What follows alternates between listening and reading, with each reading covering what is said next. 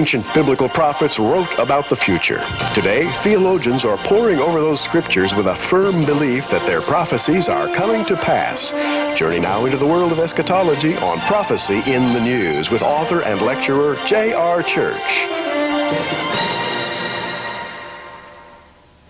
There's a new book out on the newsstands now. It's called The Bible Codes by Michael Drosnin. This is a fascinating book, and on page 25 he writes, "There is a Bible beneath the Bible. The Bible is not only a book, it is also a computer program. It was first chiseled in stone and handwritten on a parchment scroll, finally printed as a book, waiting for us to catch up with it by inventing a computer. Now it can be read," he says, "as it was always intended to be read." He goes on to say that the Bible was originally dictated to Moses by God, contiguous without the break of words, so that Moses had to go in, I guess, and separate the words. One long strand of 304,805 letters long. The Bible Codes. Gary Stimmer is here to discuss with me Bible Codes, fact or fancy? Well, we're going to investigate that today. Listen, JR, this is hot news. Time, Newsweek, all the major news magazines, New York Times, many television, daytime talk shows, etc. Oprah Winfrey, who knows who else, all covering this book by Michael Drosnin called The Bible Code, which claims that inside the Hebrew Bible there is a code to be found by equidistant letter spacing. That is, you come to one Hebrew letter, you count off, say, 5, and then you mark that letter, count off another 5, mark that letter, count off another 5, and then it develops a word. Or you might choose an interval of 7 or 10. Equidistant letter spacing is what it's called. And JR, the things they're finding in the Bible, that is the Old Testament, in the Hebrew, are phenomenal. But this is no surprise to us. Since the late 1980s, we've been chronicling the research going on in Torah codes. We published in 1993 this book called The Mystery of the Menorah. One whole chapter in this is devoted to the fact that in the 5 books of Moses you find coded, so for example, in Genesis, at 50-letter intervals, you find the word Torah coded. And in fact, in all 5 books, or that is in Genesis, Exodus, and then Numbers, Deuteronomy, you find Torah. And in the center, you find the divine name, Yod-Heh-Vav-Heh, or Jehovah, coded in at 7-letter intervals. So, JR, this is really nothing new to us. We've been following Torah coding, if you will, for quite a while. In the opening sentence of Leviticus, it's an incredible study. Not only did we publish a chapter in our book on it back in 1993, but Yaakov Ramsel has found the name of Jesus encoded. Sure. This is incredible. And we offer this book, by the way, called Yeshua. Yaakov Ramsel, Messianic rabbi, has been doing Torah decoding, or shall we further expand and say decoding of the entire Hebrew Old Testament, the Tanakh. And to give you a few quick examples, for example, in Isaiah 7:14, the Lord himself will give you a sign. Yaakov Ramsel counts 17-letter intervals and finds the word Mashiach, or Messiah. Another example in Psalm, let's turn to this example right here. Genesis 3:15 is an excellent example. "I will put enmity between you and the woman." He counts 69-letter intervals and he finds the name Yeshua, identifying who it was that would defeat Satan. And so Yaakov Ramsel finds the name Yeshua. He finds messianic types of proclamations associated with messianic scripture simply by counting equidistant letter spacing. And JR, he's been heavily criticized by people who said he had no right to do this. Yeah, the very people who publish books like this. Yes. On page 43, he gives some credentials. He talks about one of Israel's great, well-known mathematicians, Robert J. Aumann, who said, quote, "The Bible code is simply a fact." He goes on to say the science is impeccable.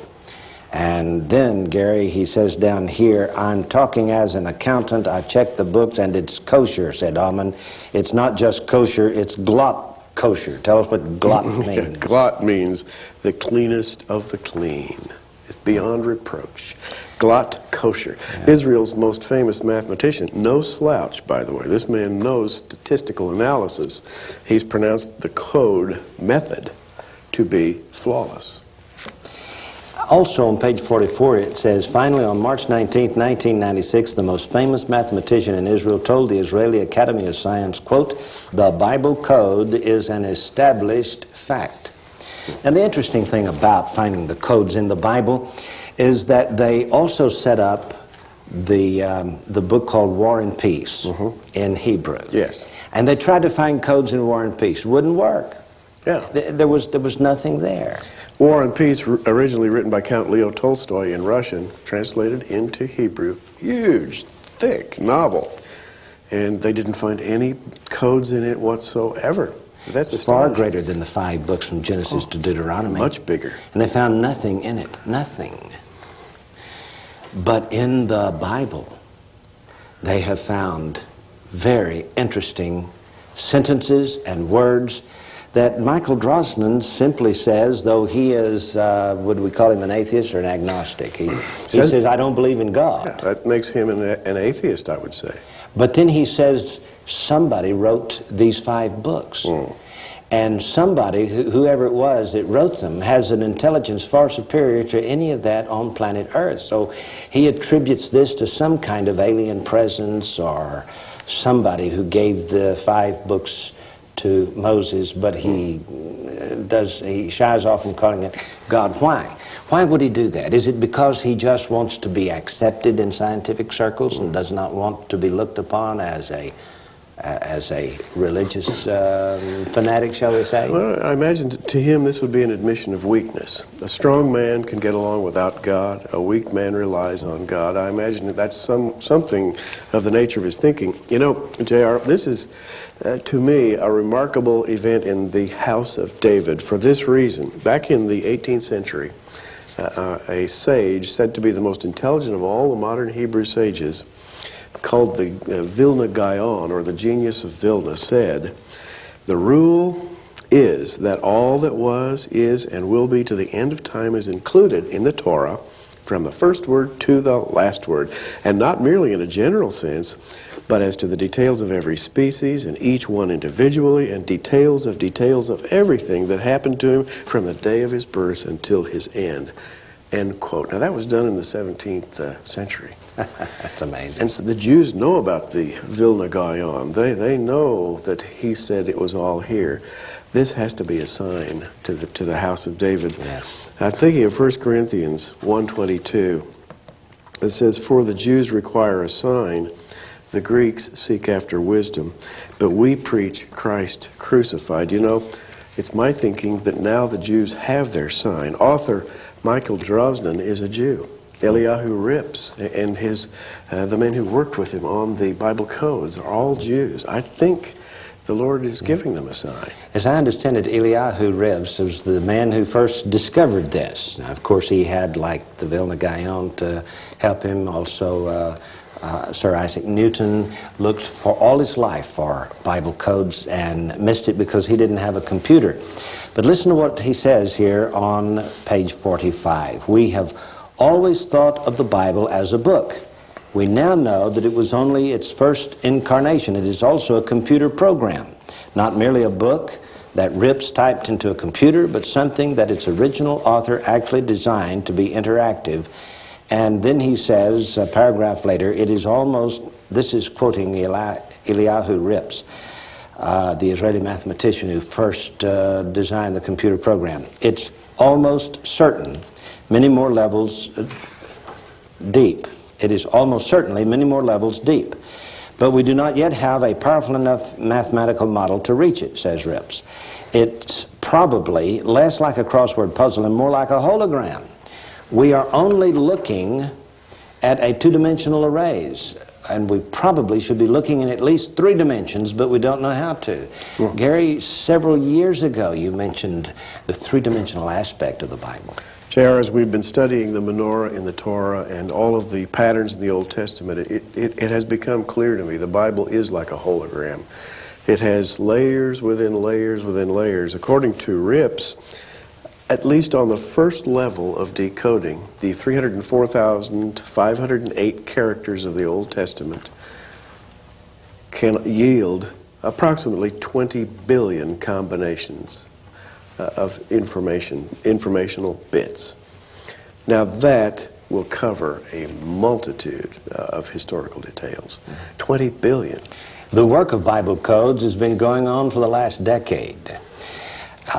In Daniel chapter 12, verse 4, God says, "But thou, O Daniel, shut up the words and seal the book, even to the time of the end. Many shall run to and fro, and knowledge shall be increased." Seal the book, he says. Well, according to Michael Drosnin and those in Israel who've been studying Bible codes, they suggest perhaps the Bible code that is found beneath the surface is the unsealing of the book. He also has a reference to the 4th and 5th chapters of Revelation, where God holds the book sealed with 7 seals, and Christ takes the book from his hand and begins to break the seals and open the book. And he suggests that these two books may be the same book, the Bible encoded, waiting to that day when the computer was invented. That's really a fascinating way of putting it, isn't it?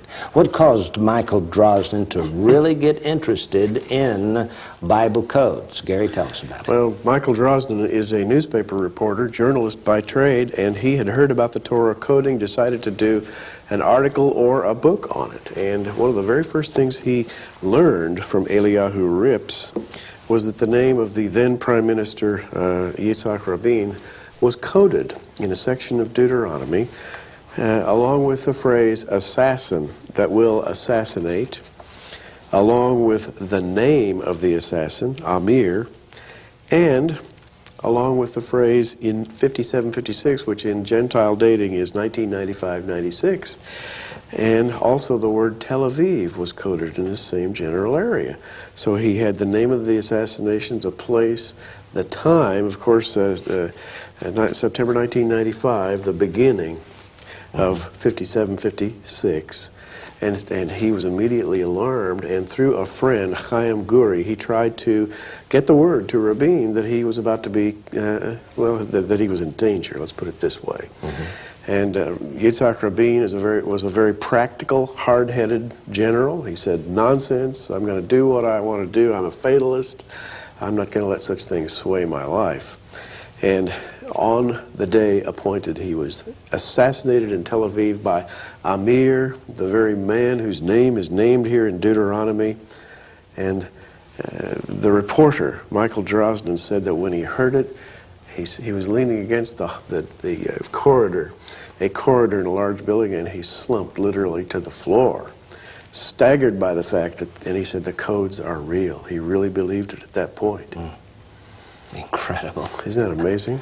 Yes, it is. What he has found, or that is what Eliyahu Rips has found and Drosnin has reported, is really astounding. Some of these things that they have found, the average Christian would probably say, well, he's not of my denomination, therefore I'm not going to pay any attention, you know, and put him in the realm of the nutcase or someone of that ilk. But Gary, even though he does not pretend to be a Christian, and even though Eliyahu Rips is an Orthodox Jew or a religious Jew, does not mean that he hasn't got a brain up there or a computer in his bedroom or in his study and can find these codes. It's more astounding than one would appear on the surface and cannot be dismissed lightly. We must at least give it a fair hearing. You know, it's very interesting. There's a phrase in the Bible. I'm looking at Exodus 32:16, where it says, "And the tables were the work of God, and the writing was the writing of God, graven upon the tables." Encoded in what I just read at equidistant letter spaces is the Hebrew word mochishev, which in English means it was made by a computer. That is coded into that phrase in the Bible. That's incredible. That is incredible to me, suggesting that not until the invention of the computer, in the end of days, by the way, a very significant Bible phrase we'll be looking at, not until the invention of computer could any of this really be discerned. And God no doubt planned it that way. You know, it's interesting that he has a chapter here called Atomic Holocaust. It's chapter 2 of his book.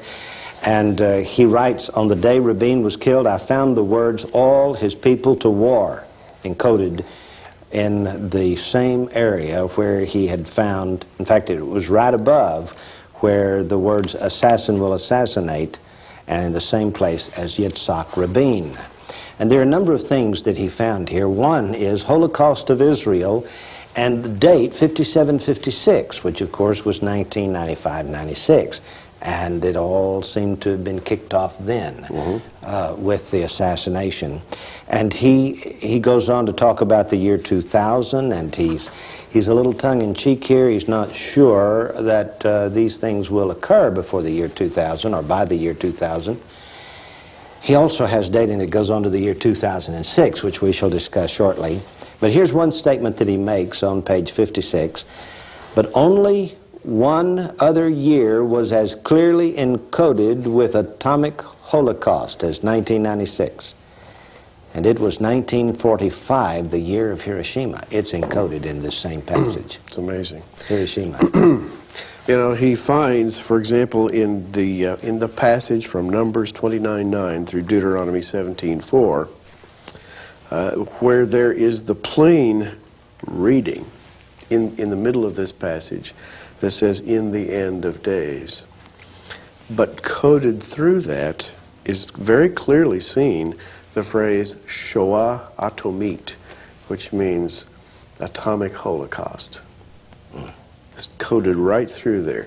And so what you get, looking just beneath the surface, below the end of days, is atomic holocaust, written in modern Hebrew. The word atomit, which is the Hebrew word for atomic, was not even known in the days of Moses. My goodness.